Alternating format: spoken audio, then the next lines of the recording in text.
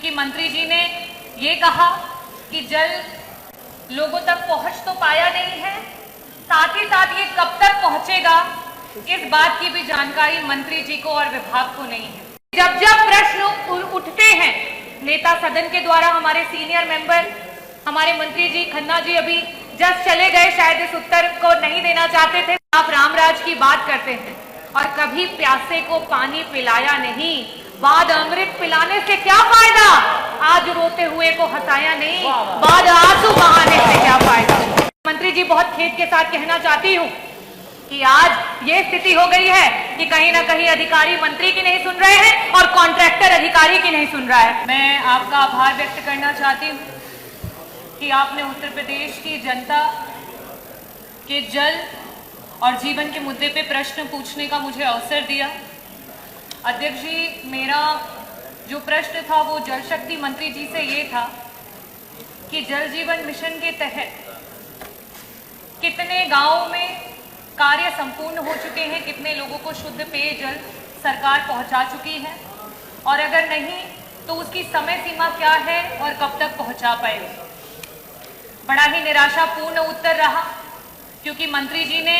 ये कहा कि जल लोगों तक पहुंच तो पाया नहीं है, साथ ही साथ ये कब तक पहुंचेगा इस बात की भी जानकारी मंत्री जी को और विभाग को नहीं है। आदरणीय अध्यक्ष जी, 2019 में जब केंद्र की सरकार आई थी, उस समय अगस्त में नरेंद्र मोदी जी ने लाल किले से खड़े होकर पूरे देश को यह वादा किया था कि दिसंबर 2024 तक पूरे देश को जल जीवन मिशन के तहत जोड़ा जाएगा, और आज दिसंबर 2024 में ये प्रश्न यूपी असेंबली में खड़ा हुआ और उसका उत्तर विभाग के पास नहीं है। और ये अपने में प्रत्यक्ष है कि ये सरकार सिर्फ जुमलेबाजी करती है और झूठे वादे करती है, उसके अलावा इस सरकार के पास कुछ भी नहीं है। अध्यक्ष जी, जल जीवन मिशन में जब मैं नई विधायक चुन करके आई इस सदन में, उस वर्ष पूरे उत्तर प्रदेश का बजट 6,15,000 करोड़ का था और मात्र एक स्कीम का बजट 3.5 लाख करोड़ का है। उसके बावजूद भी आज धरातल पे 1% भी काम नहीं हो पाया है। ये बहुत ही शर्मनाक है। इसके अलावा मैं आपके माध्यम से, क्योंकि जब जब प्रश्न उठते हैं नेता सदन के द्वारा, हमारे सीनियर मेंबर हमारे मंत्री जी खन्ना जी अभी जस्ट चले गए, शायद इस उत्तर को नहीं देना चाहते थे। साथ ही साथ जल मंत्री जी बार बार चाहे वो सत्ता के विधायक हो या विपक्ष के विधायक हो, हर बार यही कहते थे कि हमारे लोगों को पानी मुहैया करा दीजिए, कम से कम जब तक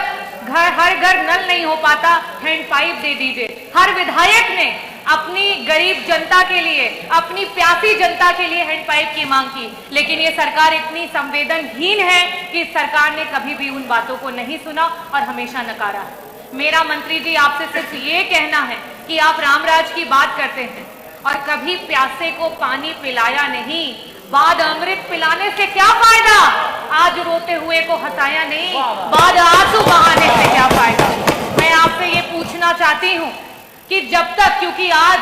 5 साल हो चुके हैं, 3.5 लाख करोड़ का बजट आपके सिर्फ एक स्कीम पे आ चुका है, उसके बावजूद भी 1% जनता को पानी नहीं पहुंच चुका है। ऐसी स्थिति में सिर्फ आपसे एक ही सवाल करूंगी, और सिर्फ पक्ष की तरफ से नहीं, सिर्फ विपक्ष की तरफ से नहीं, पूरे जितने जनप्रतिनिधि यहाँ पे बैठे हैं उन सबकी तरफ से ये पूछना चाहूंगी कि आपकी स्कीम पे हमें भरोसा नहीं है कि आप पिछले 2 वर्षों में 50% लोगों को भी पानी पहुंचा पाएंगे। ऐसी स्थिति में क्या सरकार हैंडपंप हमारी जनता को मुहैया कराएगी? और साथ ही साथ आपकी जितना बड़ा बजट उतना बड़ा भ्रष्टाचार। और मंत्री जी बहुत खेद के साथ कहना चाहती हूँ कि आज ये स्थिति हो गई है कि कहीं ना कहीं अधिकारी मंत्री की नहीं सुन रहे हैं और कॉन्ट्रैक्टर अधिकारी की नहीं सुन रहा है। ऐसी स्थिति में क्या आपका मंत्रालय कोई कमेटी गठित करेगा जिसमें सत्ता पक्ष और विपक्ष के विधायकों को साथ में इंक्लूड करके और ये जो भ्रष्टाचार हो रहा है उस पर रोक लगाने का काम करेगा? और आप बहुत ही सीनियर मेंबर है, बहुत ही जानकार मिनिस्टर है, मैं उम्मीद करती हूँ कि आप हमारी जनता को हैंडपंप भी देंगे और साथ ही साथ इसका बहुत ही विस्तृत रूप में आंसर देंगे।